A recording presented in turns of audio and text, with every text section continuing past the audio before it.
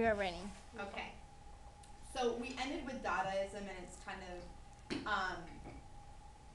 artists who were involved in that movement, and you saw how like Dadaism kind of like spans beyond just World War One. But what came to America during that armory show kind of had direct connection to a lot of American artists, and several of those American artists were so influenced by the modern art that was coming in from Europe, not just during the armory show, but several other talks and discussions, papers, articles, so forth. Prompts a lot of these artists to go and travel to Europe. This is nothing really new for artists to necessarily do, but here we have kind of Hartley, Marston Hartley. He was an American-born artist, travels over, spends a lot of time in Germany before the war,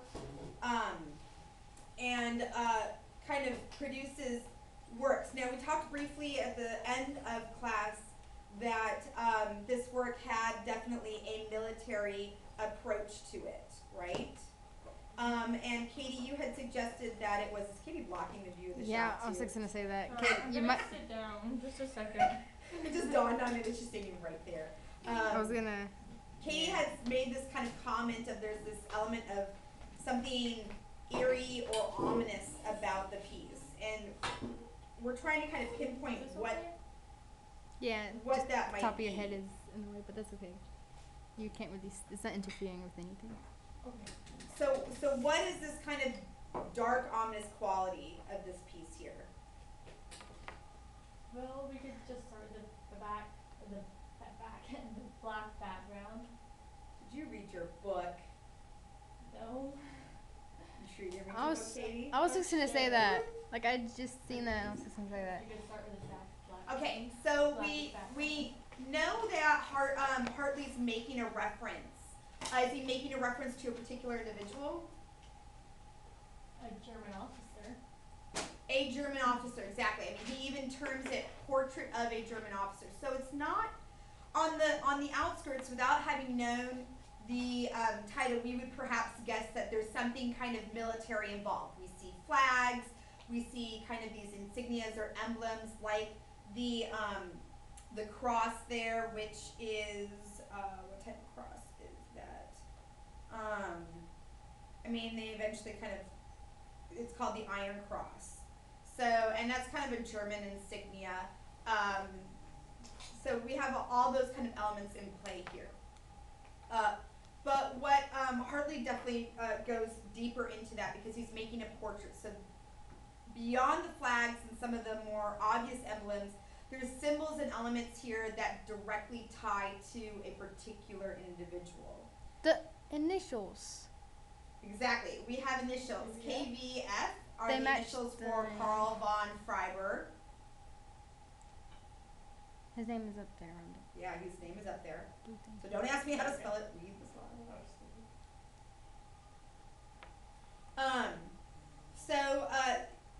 Like a lot of people pre World War One, he got definitely caught up into this kind of militarism, but he loses a very dear and close friend who he had a very intimate relationship with, which was Karl von Freiberg, and Karl von Freiberg winds up dying in battle during World War One. So this is really a tribute, essentially, to his lover, and he puts all these different elements. We see immediately, we see the initials KVF. Nina caught those. The number 24 was the age of Karl when he passed away. Is the whole thing, does it sort of look like somebody wrapped up in like a mummified person? Yeah, that's what I was. Because now that I look at it, I'm like, see it. Yeah, I mean, you can Like definitely a kind of head. see that it might look as though maybe somebody's wrapped in these flags, right? I mean, there's not really a body here. I mean, he's using the term portrait very loosely, because portrait oftentimes is what? It's an image of somebody, but he's choosing not to do a traditional image of somebody. That's where the Dadaists come into play. Like, he's going against convention, and instead uses symbols as that portrait of this person. So we have 24 to kind of represent the age of his death. The letter 4 appears for his regiment, that he was in, and then E, 4 was his regiment number, and then E is the insignia for his Bavarian regiment. The Bavarian Eisenbahn was his particular regiment that he was in. So you have like regiments, and then you have like divided up amongst that even like sub-regiments, I guess. So there's all these things that are truly personal to Carl that Hartley composes with. So we figured out that, you know, it's a portrait. We figured out that there's symbols here to kind of represent that individual. And the other thing that we want to note is he definitely was involved he really admired Cubism. He liked that kind of style. So if we had to liken this to Cubist style, we knew three Cubist movements. What Cubist movement would we perhaps insert this into? Curvilinear, because you can see all the curves and movement.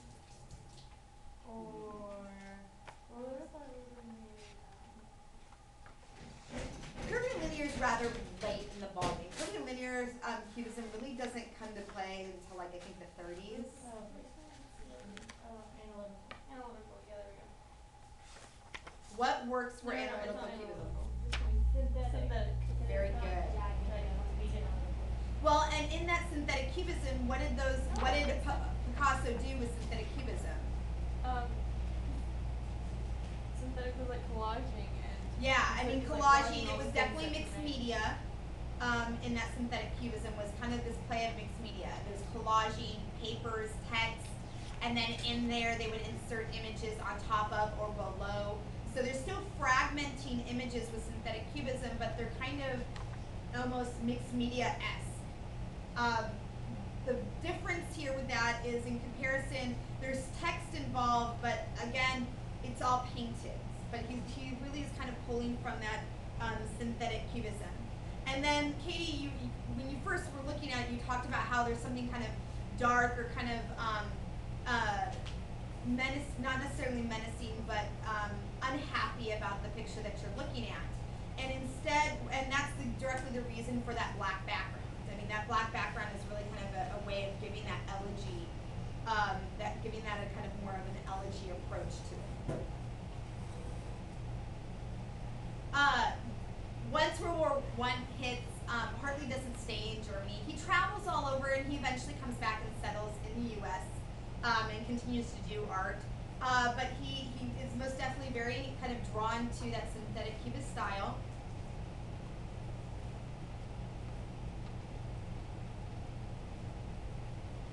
These are later works. You can see kind of very how jagged and still very squared off.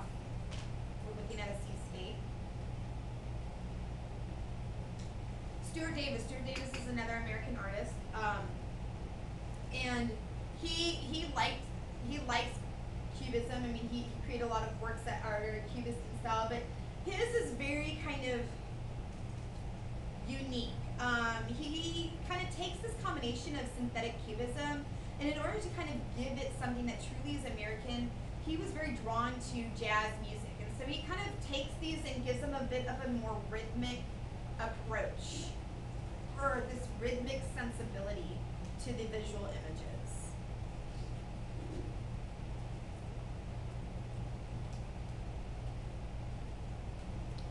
He was a, let's see if we get to this one, yeah. So we have Egg Beater number 1. He was also fascinated by gadgets. He really liked gadgets, and he would use gadgets as a way, and you're probably looking at going like, where is the Egg Beater? But, you know, again, you have to remember that Cubism is a strong distortion. It's an abstraction. These are still abstract artists, right? So he's abstracting from the real thing. So I'm struggling to maybe see an Egg Beater in here per se. I often think of each one as kind of a plane, like, I think of this as like the top of the Egg Beater, and then these are the planes. You know, it's got those wires. Each wire is its own existing plane. Okay, so Lucky Strike is kind of a funny, it's got that humor that Dadaism always has with that very synthetic Cubist style to it. Stuart Davis, and immense, he was like a heavy smoker, was fascinated with how during the turn of the century, print and overall design of products were showing up, and he really became very fascinated heavily with more of the tobacco images that appeared on the covers of tobacco products. So we have here Lucky Strike, obviously an ode or homage to the brand, but it's very kind of cut up. So keeping with that synthetic cubist style, he breaks it up, and unlike the rest of the synthetic cubist artists, who perhaps would have maybe taken the wrappers themselves and collaged them in, this is all painted. So he literally mimics the font style, the decoration, all of that. He mimics it all with paint.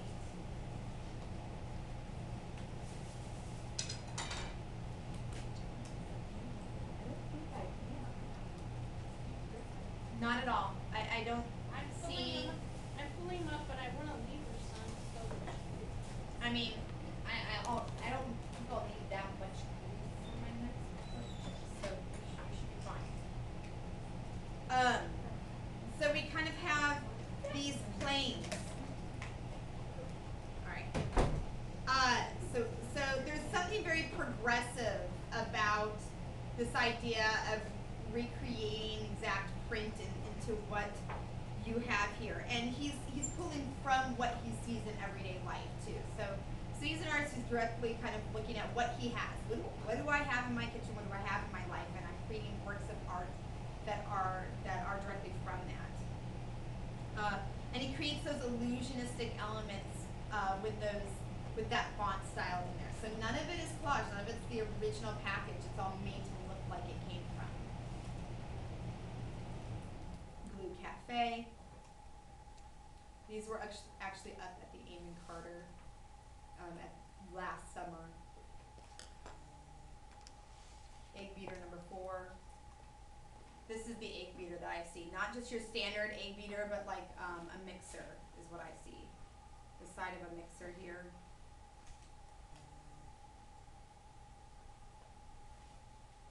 It looks like an egg. The roundness of the beater. Swing landscape. And again, like I said, he kind of takes his images and applies a level of music to it. You can almost look at his and perhaps envision music going along with them.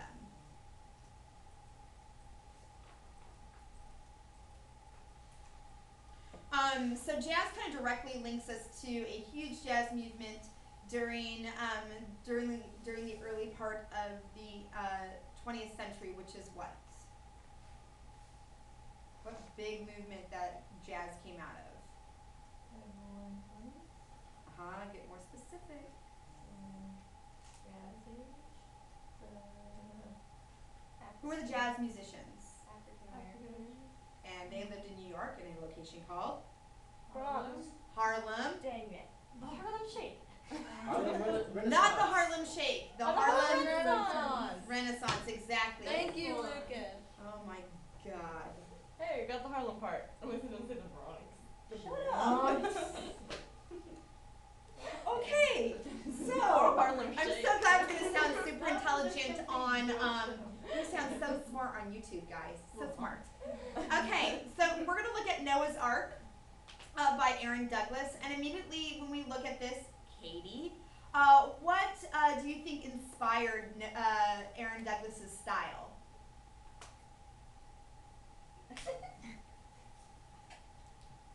African art. Very good, Katie.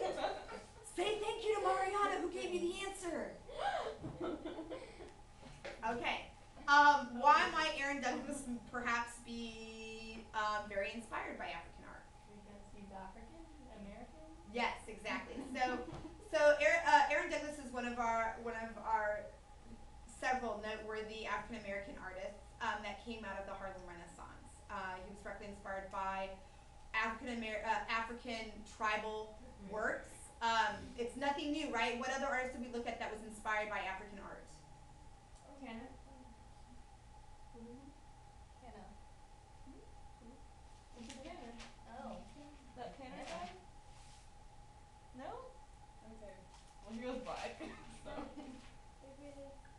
Was Tanner inspired by African tribal art? Oh, I'm not tribal. Did his work look like it was inspired by African tribal art? What 20th century artist, perhaps the most prolific artist the world has ever seen?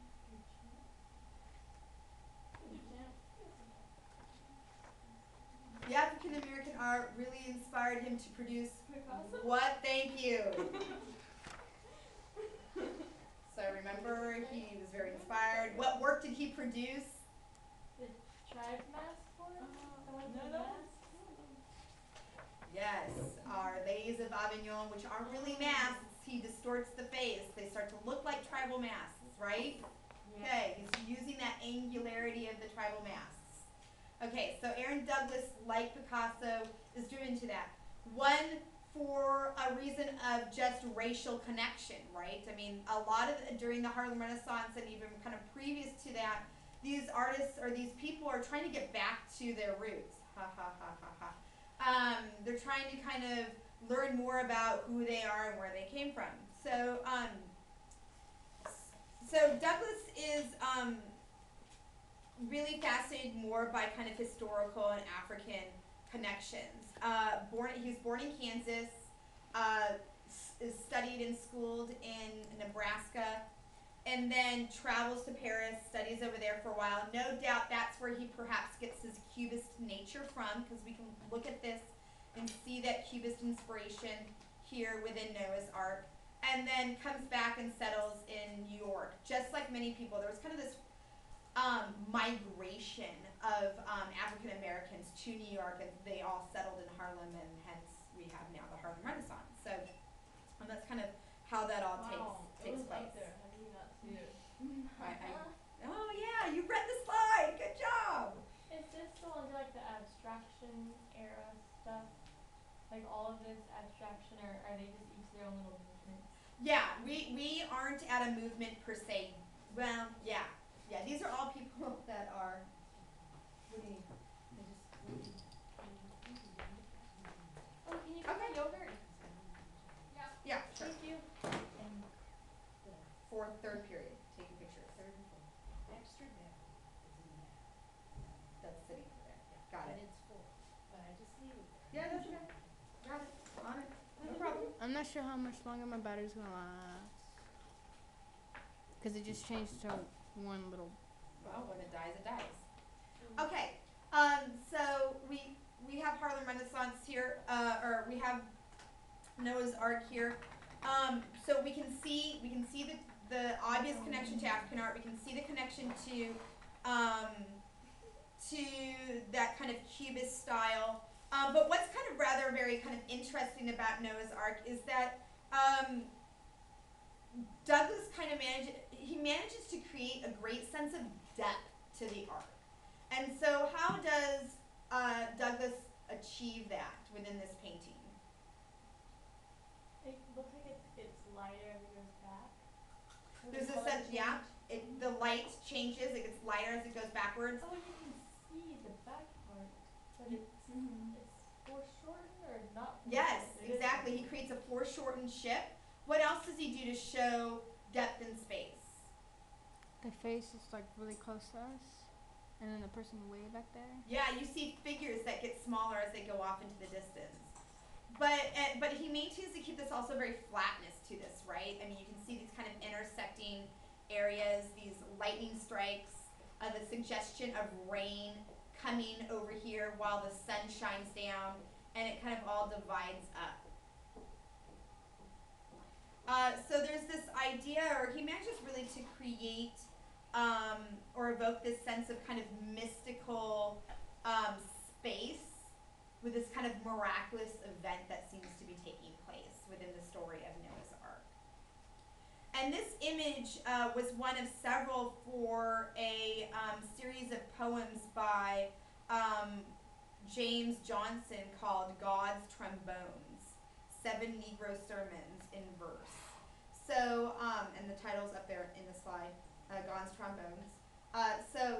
Douglas gets with them. A lot of people collaborated. I mean, that was kind of the great thing about the Harlem Renaissance is all these people in music, literature, and art, they were all kind of collaborating and building together. Jay Johnson writes these kind of poems or verses, and Douglas creates images for them, creates these illustrations. And so there's this kind of great kind of thing that came out of that. All right, we're moving on into a group of artists known as the Precisionists, or Precisionism is the movement. Precisionism. Precisionism. Now, all the artists that are grouped into the Precisionists were very intrigued by these new avant-garde art that was coming out of Europe. But they kind of opted to stay. It's not that they didn't travel, but they opted to kind of do work that was, in short, American in its own image. So we're going to be looking at things that will be recognizably American here. But the one thing that we're going to have to remember is all these artists were actually very separate. They took on these styles separately. The Precisionism wasn't really a movement that was given a name until much later, when galleries started to realize, hey, these 7 people are producing artwork that are all very similar, and then they get them together and they start talking, and they all kind of have a similar idea or approach to their artwork, and thus kind of the group is given its name. So it's not really something like, they didn't have a manifesto like the Der Blau writers or any of those expressionists. They just kind of were doing their own art inspired by this avant-garde art coming from Europe, and there's lots of similarities as we look at them. So they all kind of shared a very similar style, and it comes out of the 1920s. And very similar to Europeans, they were quite fascinated, all the Precisionists were very fascinated by machinery. However, in comparison to Europeans as using machines for kind of what winds up becoming a very kind of negative light, the Americans really see machinery as a way of as a positive progression within society. They become very enamored with what can machines do to better how should I say it? Not better better human living conditions and lives. So they're kind of they take a little bit more of a positive spin on that. So we'll see a lot of these kind of architecture or machines, and they'll have that kind of very similar look to them. So here we have Demuth. I saw the figure 5 in gold, and if we kind of look at it, we obviously see the number 5, right? How many times do we see the number 5? 3. It's gonna be 5 times, I'm sure. There's kind of a big one, but you can't really see, like, it's only the curve of it. Yeah, so there's this suggested, that's exactly right. There's this suggested number 5 here, and then this one, this one, this one. So we see 4, 5, so sorry, Katie. He does this. Dots? Is that kind of the fun? No, it doesn't. And it kind of suggests this fire engine that passes by. Remember, fire engines are all given numbers, engine number 9, engine number 11. So that's that red that we see there. There's this fire truck that zooms right by him. Or really, when we look at it, it almost seems to maybe be going away from us or towards us. Can't quite tell if those are headlights, are those street lamps. I see them as street lamps is really how I see it. But I kind of almost see it as like you're standing in the middle of the road and this fire truck is racing away from you, and you're kind of left with like that 5 that just kind of gets smaller and smaller and smaller off into the distance here. You see the buildings, you see the side of a building. I mean, this is a window right here. So there's that suggestion of like a street per se. And I think these kind of look more like street lamps than anything else. But, again, that's kind of your own take. But there's this kind of mechanicalism there's this broken up machine kind of look to, I saw the figure 5 in gold here. And it certainly uses the idea of those letters and numbers in a kind of abstract manner.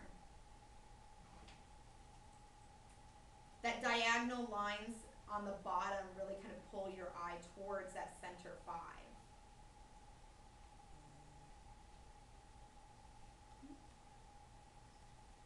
Another great piece by Demuth is My Egypt, and that's the one on the left. And he's, by the title, he's making a connection to Egypt. What do you think Demuth is, how do you think Demuth is making that connection? Well, the buildings, like the little cylinders that look like the things that hold the grain. Yes. Silos or silos? It's a silo, yes, So they're like silo. grain silos. So that makes me think of Joseph and like the famine and everything, and so going back to like how the grain was all stored, and that all happened in Egypt.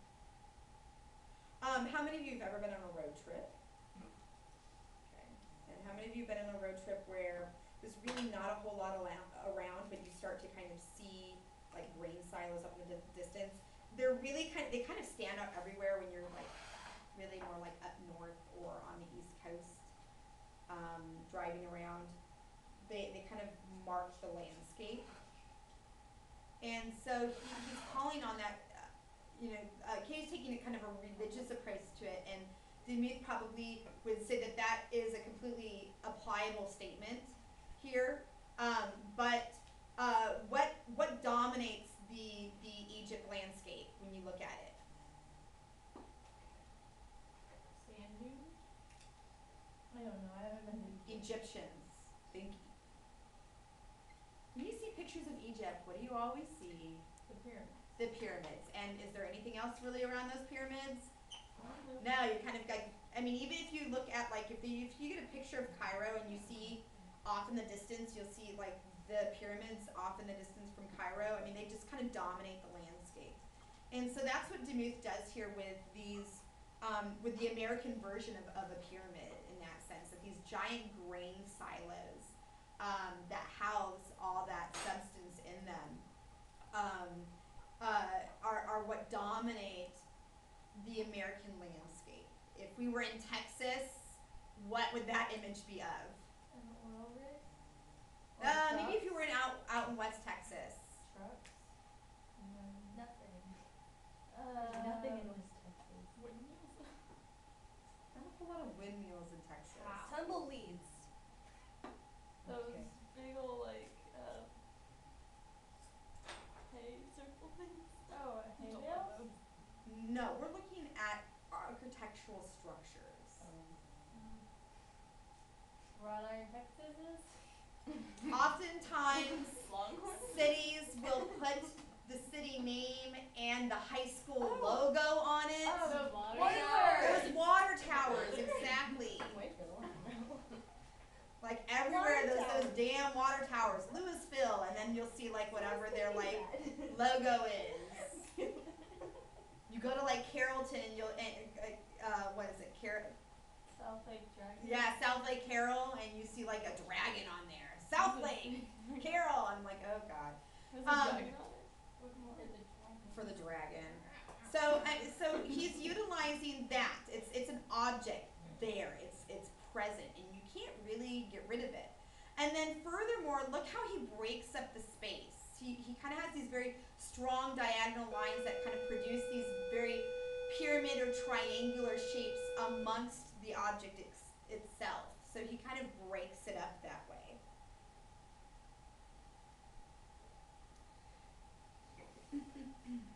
It sort of looks like spotlights, like rays of light shooting down on it.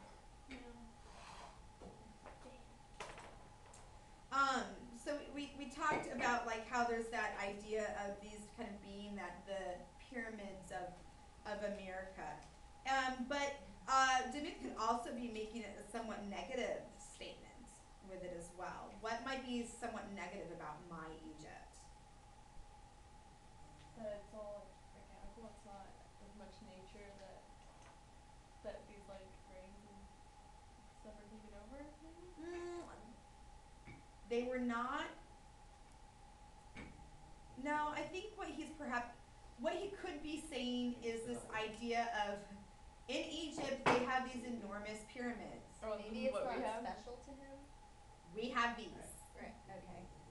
Like, he's kind of perhaps making a statement of how uncultured the American society really is.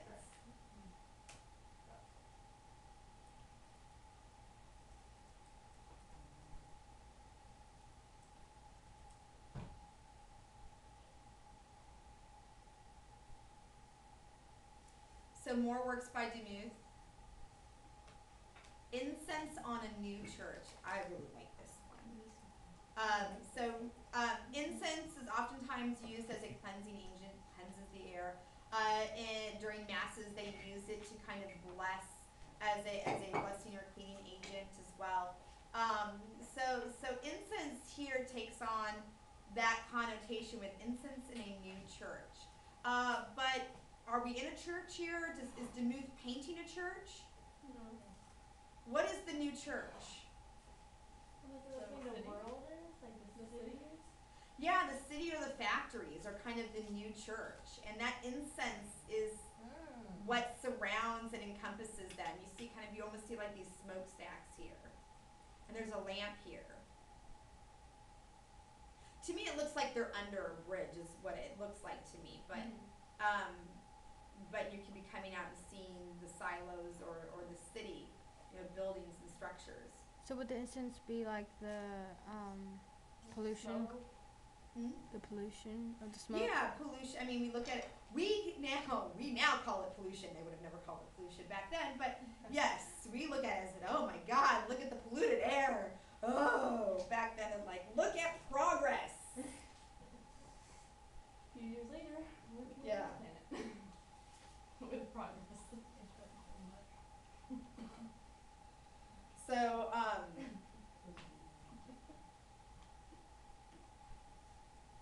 Church Street L.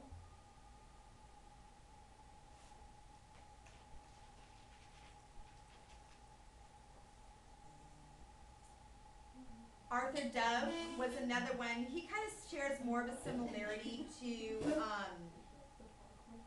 Georgia O'Keeffe, who also wasn't is considered a precisionist. Again, remember, it's all about kind of taking this idea and abstracting a form. Sometimes it'll be mechanical, perhaps organic. The lower right, foghorns. Think of it as almost like, what do foghorns do? They warn you, is that like showing the sound of the fog? Yeah, permeating through that fog, exactly. That's really cool.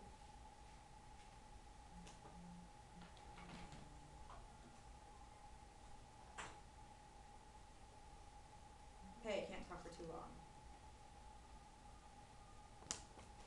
Okay, alright, sounds good. Bye. That definitely wasn't long. Going fishing. Is that like an actual collage? Oh, there's a t-shirt. Yeah, what do you see? Exactly. Yeah, let's look at this. What do you see in here? And jeans. Elements of fishing. Elements of fishing. What are the elements of fishing? A fishing pole. Okay, fishing poles. What else? It's got the blue jeans and like the pants and the shirt. I was thinking overalls. Now overalls, maybe.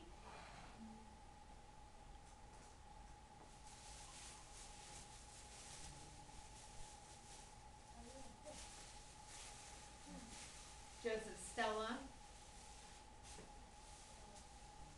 Nativity on the left. Battle of Lights, Coney Island. Do any of you know Coney Island? Never always wanted to do so. Okay, have you guys ever seen pictures or movies where there's Coney Island? What is Coney Island? Isn't it like a big old like carnival? Yeah, it's like a carnival on the boardwalk in New York, exactly. Carnivals always have lots of lights and rides and sound. Colors. Food. And you can, and there's so much going on. Like, it's like going going to like the arcade zone at Six Flags, and there's all these like noise and lights and all this flashing stuff. And so Stella's kind of creating this image of this battle.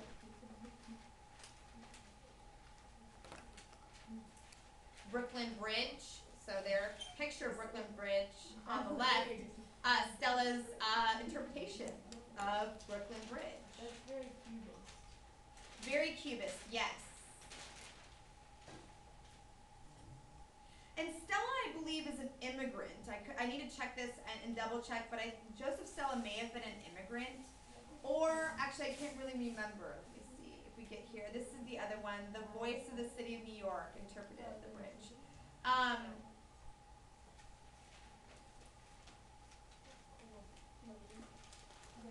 You kind of have to imagine, this also is a very kind of popular time for immigrants traveling. So you imagine if you're coming to the country, right, you're passing by what?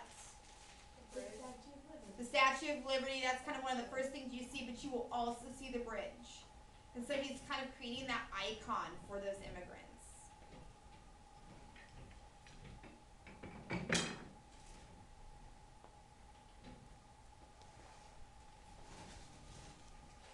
All right, Georgia O'Keeffe.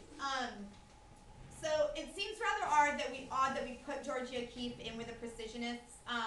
She is, and she's kind of not. She's really an artist that you can't really classify her. But several of her early works, when she lived and worked in New York, were very precisionist in nature. And so we see here New York Night. And it has a lot of those similarities to the other precisionist artists that we just looked at. She reduces her images to those flat planes that are kind of they're punctuated, or they're pierced by these small little lights. I mean, this looks like rows of streetcars going off in the distance, but yet so kind of abstract too. I mean, that's kind of the very attractive thing about New York Night. You have this monolithic darkness in the foreground that seems to kind of loom amongst the buildings.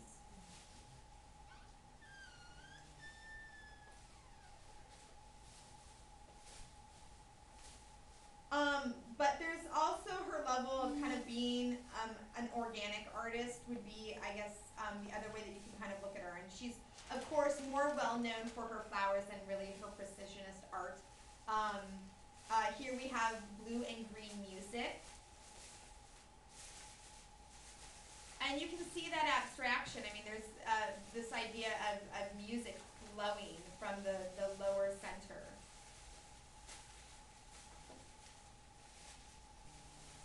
Her visual images often create some kind of rhythm to them within the textures that are laid out.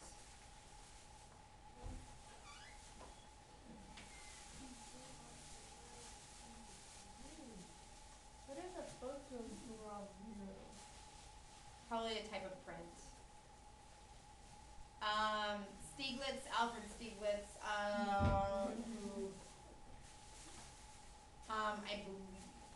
I think he was even married to O'Keeffe.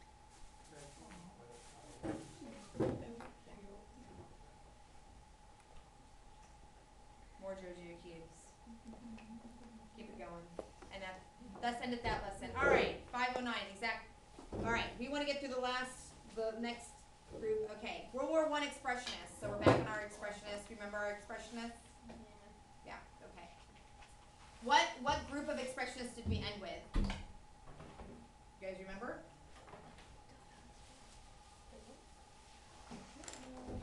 We didn't really go into surrealism.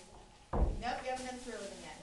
Well, I know it may have said that at the front of the slide of the last set that we looked at, but the Der Blaue Reiter. the Der Blaue writers, exactly. Those were the last expressionists that we looked at. So those were expressionists that were all pre-war. Well, technically our futurists would also kind of been in that. No, wait, our futurists, we looked at them when we looked at abstract cubism, so never mind. But so those are really kind of our pre-war expressionist artists. So now we're gonna look at artists that are these are kind of our post-war expressionist artists, and it'll be kind of very interesting when we look at them for a couple of reasons. They're coming out of that German expressionist group. Many of them were heavily influenced by the Der Blau Reiter group, but they also found a level of intrigue and intelligence within the Dada group as well. So of these, we have they're called Neue Sachlichkeit. I can't even pronounce it in German. Ultimately, it translates as new objectivity. Is what these German artists kind of take on, and all their work is going to be directly fueled by their experiences of the war. So the first artist we're going to look at is Max Beckmann, and like the Futurists, he thought war seemed like a pretty good idea, but like the rest of our post-war expressionists, they all come to the realization that they had it wrong. So he enlisted in the German army. He fought during the war because he believed that this needed to happen. That he was fighting for a just cause. Gets in the war and quickly comes to the realization that this was leading straight up to chaos. That the war was just chaos. That all he was experiencing are kind of these more horrifying images. Now, the one thing that Beckmann never actually does is he never creates images of the war, of his experiences during the war, but he certainly creates the night as a reaction to his overall feelings that he was left with, and really what he felt Europe was like during the war. So the night portrayed here, that's the one on the right, and you can see how his art shifts dramatically. I mean, he's producing very well done works early on. You see here his self-portrait in 1917.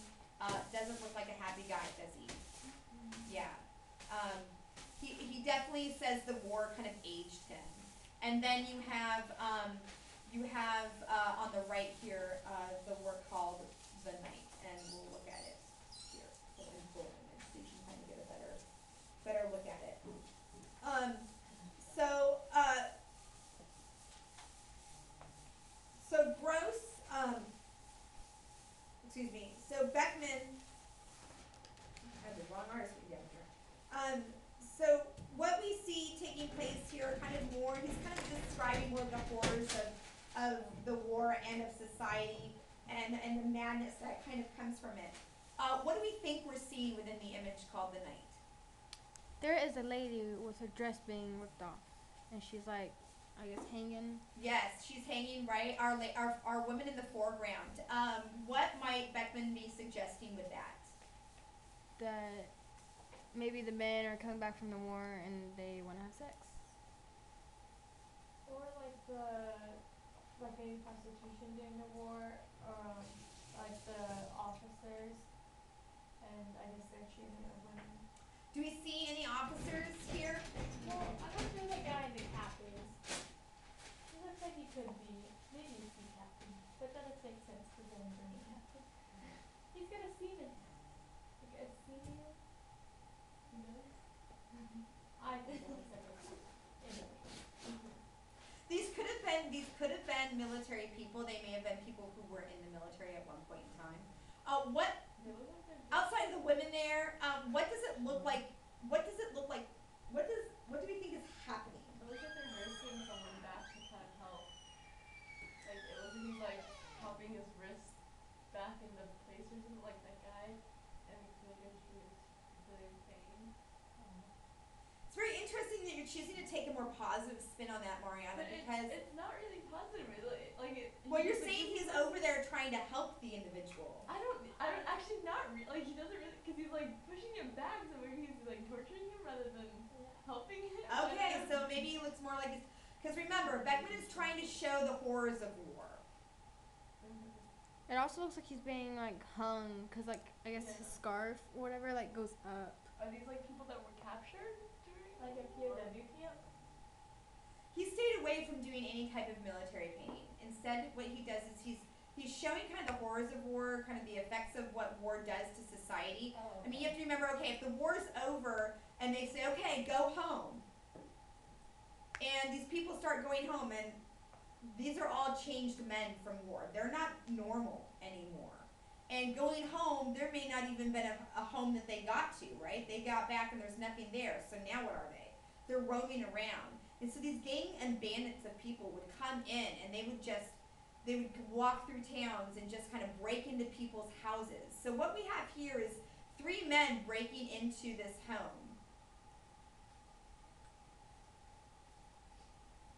The husband is being hung and tortured. The wife is strung up and had been raped. And on the gentleman on the far left, what does he look like he's doing to the child?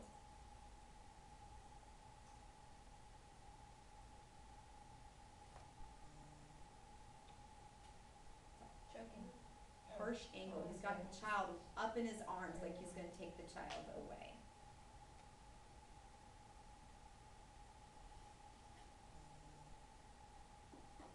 So these were not good men that came home from the war, is what Beckman's ultimately getting at.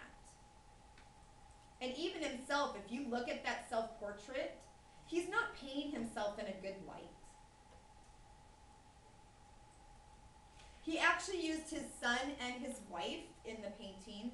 That's his wife here and his son here. And he inserts himself here. So he's the husband? He's the husband in the painting.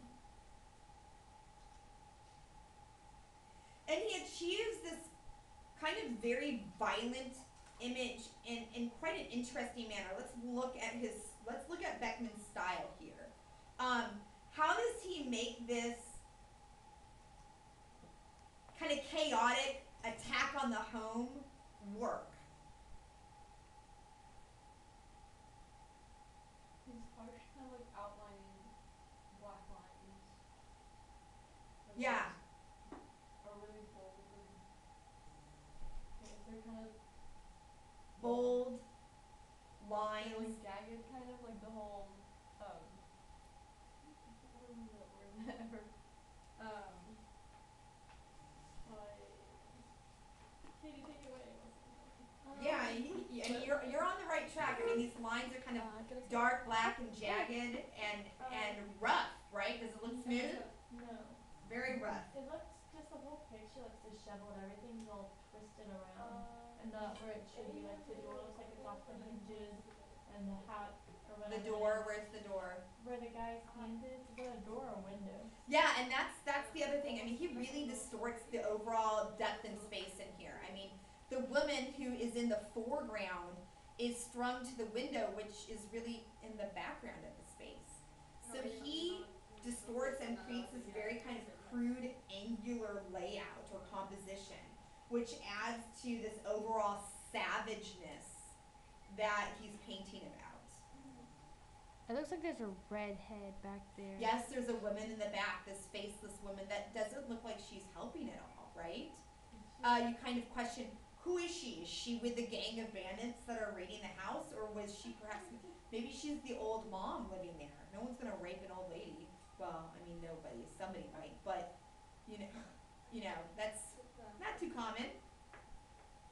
So we really don't know who the woman is. Could have been with them. Who knows? But it's not a pleasant scene. When you look at it, you're like, oh, this is such a beautiful painting. I want to hang that up over my fireplace. Put that on my mantle. No, not quite, right? So he's kind of calling, I mean, what romantic work could we kind of compare this to?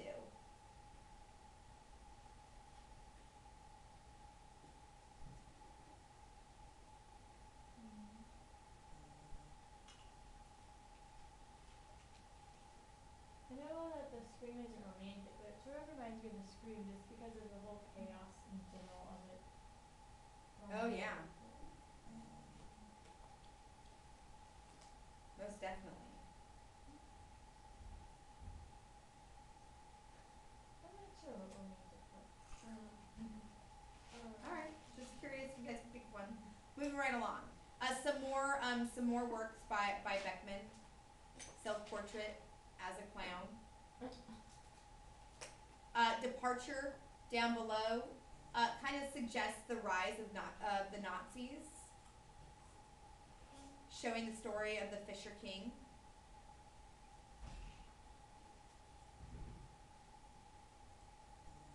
Bondage and torture. These look more cartoony. Yeah. They do take the eventual approach, yeah. But again, it's all about kind of, I mean, the artists during the 20th century don't really stick to one particular style the entire time either. They do evolve as artists, stylistically.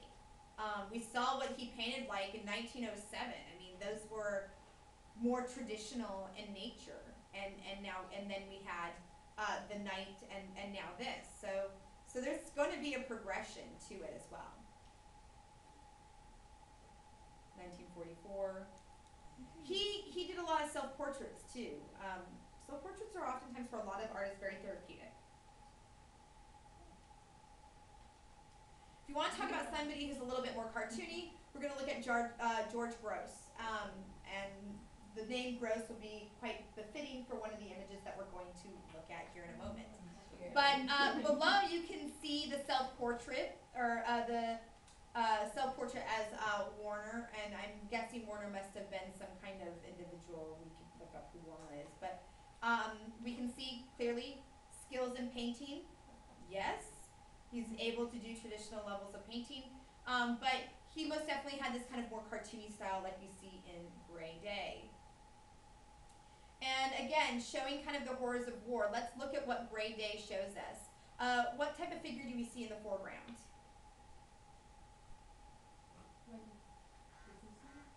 Yeah, kind of a businessman, look, right? That's actually him too. He liked to insert himself in. What do we see in the next guy? Like a hunchback. He looks like a Nazi worker guy. He looks like he's in some kind of like military fatigue, right? In office, like in some military uniform.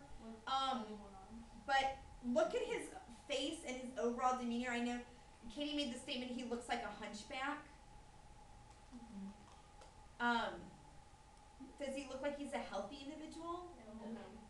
No, I mean, this looks like perhaps a guy who came back injured from the war. And does he look happy? No? And then what do we have way off in the distance? What does that look like it could be? Either The creeper or the guy with the shovel? No, the building. Oh, factory? Factory, and the man with the shovel kind of suggests that as well. So we have a businessman. We have a man going off to the factory to work. He looks pretty healthy, but our fallen soldiers, our injured soldiers, can't get jobs. They're no good anymore, right? Who's the little guy in the far right? Yeah, he's kind of peeking around, Yeah. like he. Yeah.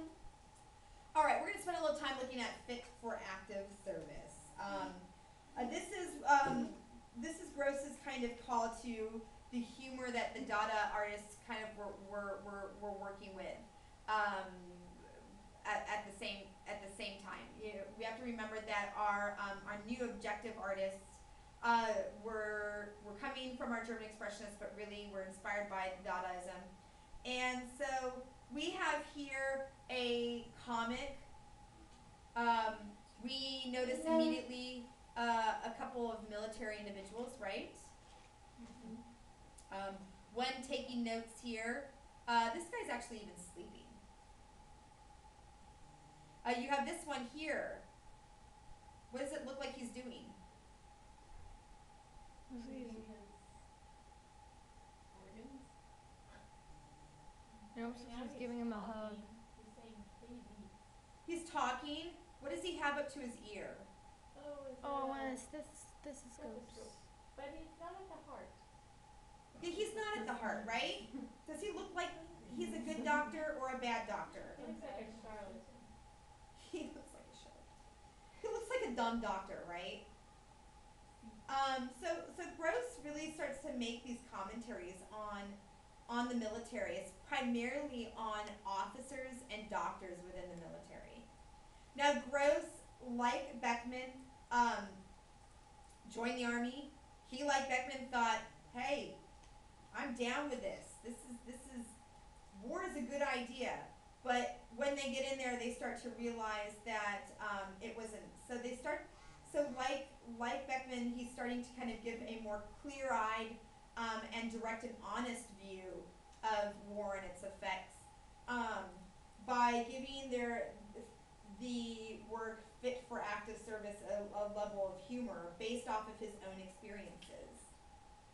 So he goes to war. He becomes injured. He then is put into a psychiatric treatment. He's on the verge of a nervous breakdown. Is really where he's at. He's in a psychiatric hospital, and the doctors come in. They examine him. And they go like, "Yeah, you can go back out on the front lines," and then ship him right back on. And so what do we see? What do we see the doctor doing? He's listening for a heart, and Katie made the statement. He's kind of listening in the wrong spot. But more importantly, what is he putting his ear? What is he listening to? His stomach? Well, not his stomach because it's not there, but like the back of his spine. What is it?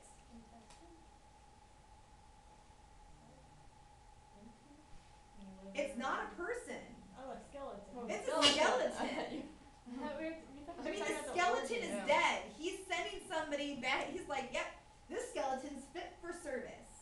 That's what he's getting at, is that these people running the show were complete and utter idiots. They were fools. They were fools that sent good people to their death. So we have here the city, very red, very chaotic. So very inspired by what? Or whom? Franz Marc. Very good, exactly. And then below, this one's kind of funny. Blood is the best sauce. Right? Killing them while, oh look, the officers and the wealthy dignitaries are all having a good glass of wine and so forth. So while all these people are dying, the good people, they're getting fat and rich off of this too.